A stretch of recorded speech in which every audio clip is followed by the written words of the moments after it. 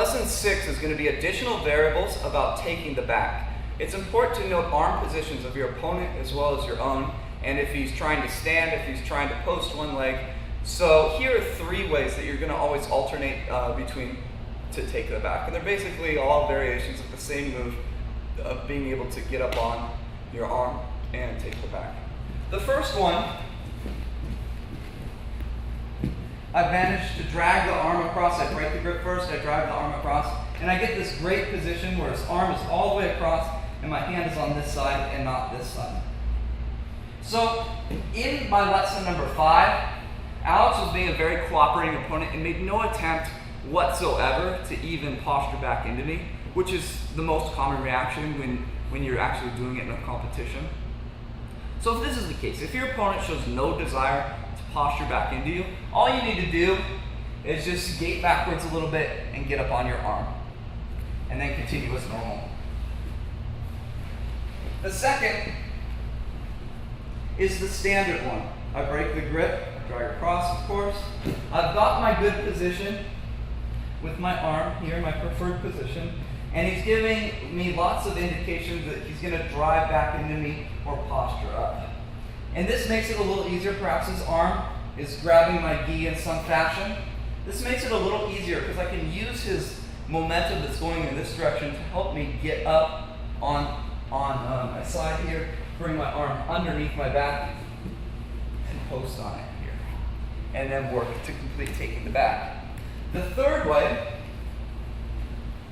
is if my arm is in a less than ideal position, it's on this side, and I wouldn't call it a less than ideal because there's things you can do from both.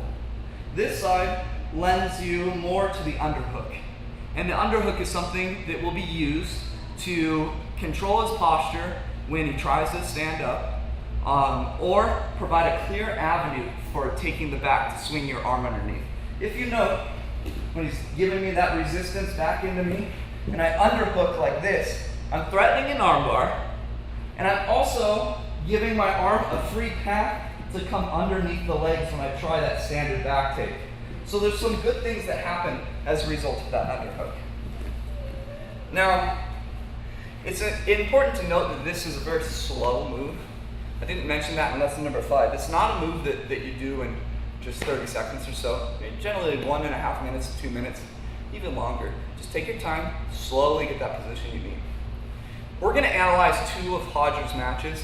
First, we're going to analyze Robert Drysdale versus Roger Gracies in the 2007 World Championships. And we're going to look at the arm positions and the variables that were in play. So, in this match, Roger is dragging the arm across, and Drysdale is very sensitive to it.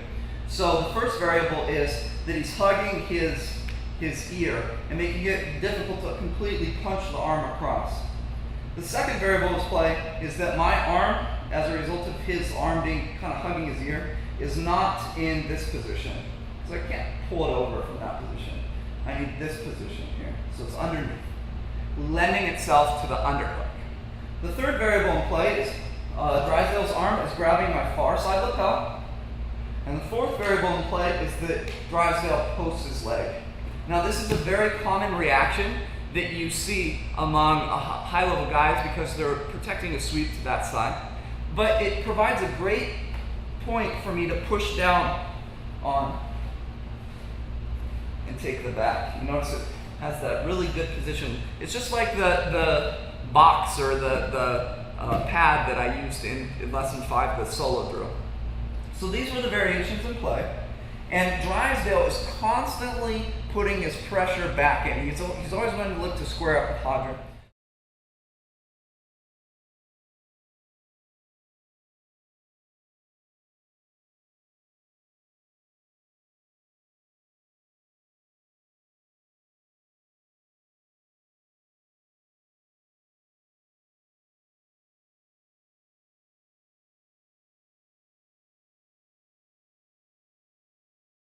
So what Roger does is he underhooks this back leg here, just like I covered in the third way in the very beginning of this video, and it provides a really great way for his arm to come underneath.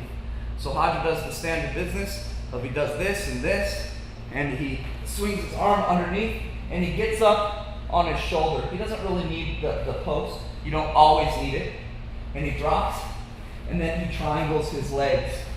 Alex is a little bit heavier than me. He's about 25 pounds, so it's hard to triangle guys that are a lot bigger than you, but I can pretty much get it. And then he rolls and he chokes out Drysdale with the triangle the whole time. Faltam 4, hein? Anda pra cá, Roger! Acompanha! João, vai! Vamos! Vai pra costas, Roger! Olha, vai pra costas pra garantir o espaço. So those were the variables in play in that position. Drysdale hugging his ear, coming and grabbing that far collar, posting the leg, and driving back into Roger. Note that I'm doing everything on Roger, the opposite side that Roger does it, because that's the side I'm better at, so I figured I'd teach it on that side.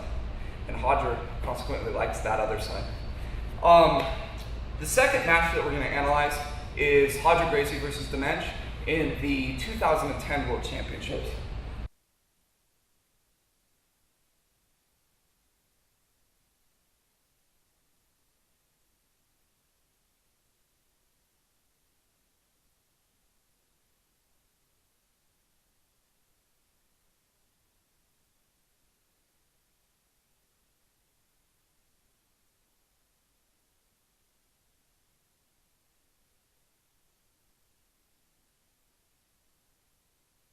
This is a great one to analyze because there's lots of different variables that come into play. Roger alternates between the underhook, the gate back, and the standard back take. So you're going to see all three of those in this position. Now the variables that were in play in this one, similar to Drysdale, the arm was all the way across in this position. So it's all the way across. It's kind of unclear on the video where his hand position is. They look like they're almost holding hands. I don't have the resolution to kind of see the exact grip. He's posting his leg. Roger's is close hugging, and this arm is more or less around this general vicinity. Now the first thing that Roger does, because he's driving back into me, he's always looking to square up from this position, is he posts this here and he tries the standard one, just like in lesson 5. Tries to get out and do this. Now as he does, Dimension pulls both his hands on the ground and gets up and squats in both legs here.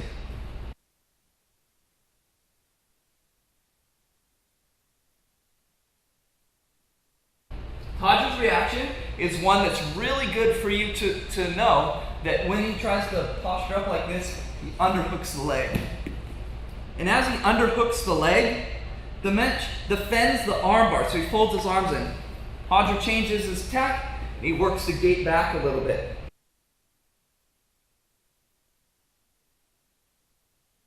Here's the key step that Roger does, because Roger needs to get his arm all the way over.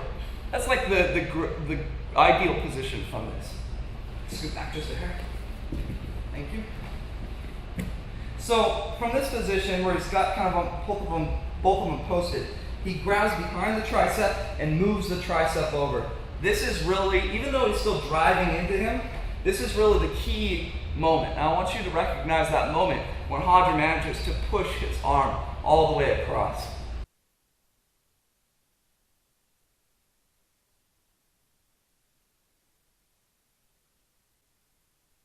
What Roger does is he does the standard back take, but he just postures on his elbow. He doesn't post up with his hand. He does this, where he comes in here.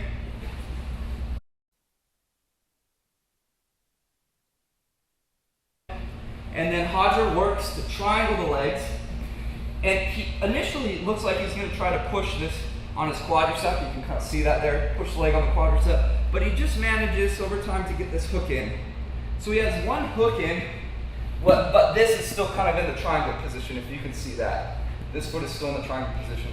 So what you see for a minute or so is Roger working to remove this hook, to finally extend him out and slip that hook out, getting 2 points. I don't know if you can see that on camera, but you can definitely see it in Roger's matches.